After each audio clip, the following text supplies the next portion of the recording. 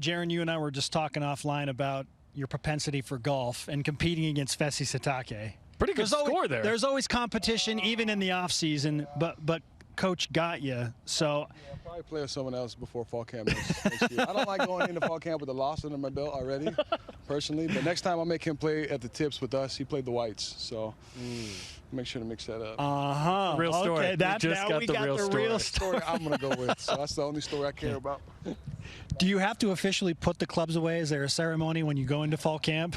Yeah, I try to. I mean, maybe a bye week in the season or a day here and there. Golf, it's good to get away, kind of release the mind a little bit when you have time. But for the most part, I'll be mainly locked into football now. But I'll never say never for golf. Never say never. I'm sure you were confident going into last fall to be the starter, but now that you know you're the guy, what's this camp like, knowing you're the #1 quarterback?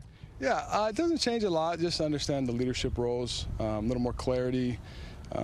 Just more guys with me in the leadership position, more guys experienced that have come back, with me, and I think it's a comfort to me to know that I got a lot of guys that got my back, I got their back. It's fun to be out here and just see all the familiar faces, to not look across the ball, not see a new person out there, and you just know everyone knows what they're doing. So it's been fun. It's easy to be in that leadership role when you know guys are kind of coming along by themselves. Hard to answer this after such a short time away from the first practice, but what was the best thing your team accomplished today? I think just being in the right place. Now it's a matter of getting there quicker, being more synced together, 1 through 11. O-line looked great, but I just think skill guys, we all know what we're doing, you can tell.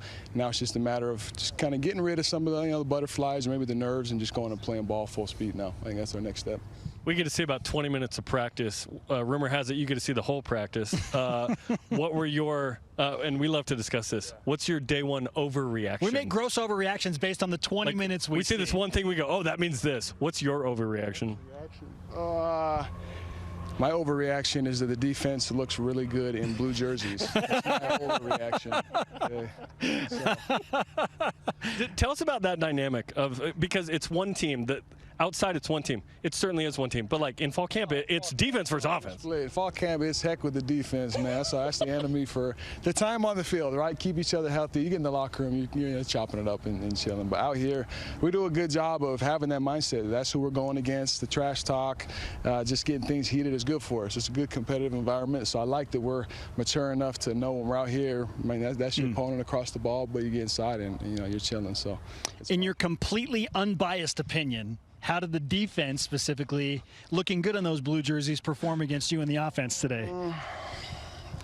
No, defense looked good. They did. They're just, I feel like all offseason you hear a lot about the offense, guys coming back, but the defense just as much so. I mean, I can't think of maybe 2 or 3 guys who lost on defense. And so they look good. Again, they know what they're doing as well. I'm excited to continue to go against them all fall. I can't think of a better defense in my 5 years to go against and get better as a quarterback. So I think there'll be a lot of mutual benefit from each other this fall camp. A lot of people certainly wondering about the replacement for Tyler Algier. There are some capable guys Christopher Brooks brought in. How is he looking? Chris looks really good. Yeah, he does. He's played a lot of football. Peeney's played a lot of football. Houston's played a lot of football, another transfer. And then the other backs, you got Cheese and you got Miles.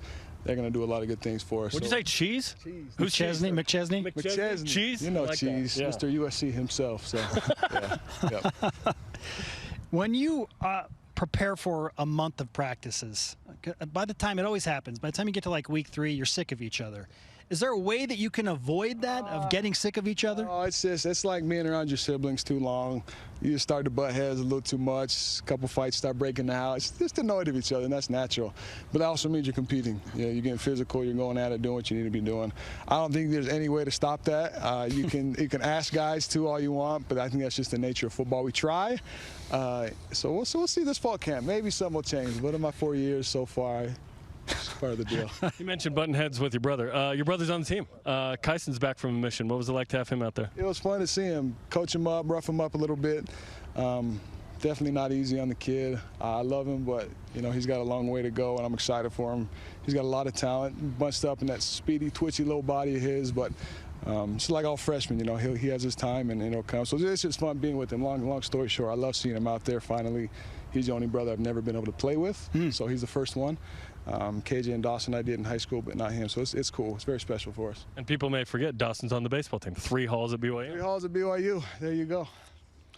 You got some other quarterbacks in your room that are competing for the number 2 spot. Jacob Conover, Cade Finnegan specifically, J. Maiava Peters also in there.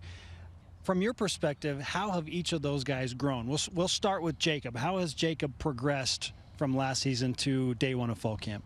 Jacob is he's a fireball quarterback. He loves the big plays. He has a wicked arm, makes all the big plays, but I've just noticed over the last year, he's really become a game manager, right? He takes what's there. He takes the easiest play. Me and him go back and forth after our reps. What'd you see? Well, you could have done this better. You could have done that. So Jake's a guy who's very locked himself into now. He has the arm to make the big plays, but now you can tell he's managing the game. He's moving the chains in his mind, which I love to see from him. And for any quarterback, I feel like that's the biggest jump you make from your first couple of years to now really being ready to play football. When it comes to this camp and this group, obviously a lot back from a really good team, what do you guys need to accomplish in this month to be ready? You just got to sync everything up better. Having a lot of guys that are experienced, you can tell we all know what we're doing, but now it's just being in the right place at the right time, right? Just timing everything up. So I think that's our next step, is just making sure we're all synced up. You opted for the long sleeves. Now, it's hot out here. I'm sweating. I expected. Utah let me down. It was cloudy. It looked like it was going to rain. I said, okay, I love the sleeves. I don't like going without sleeves.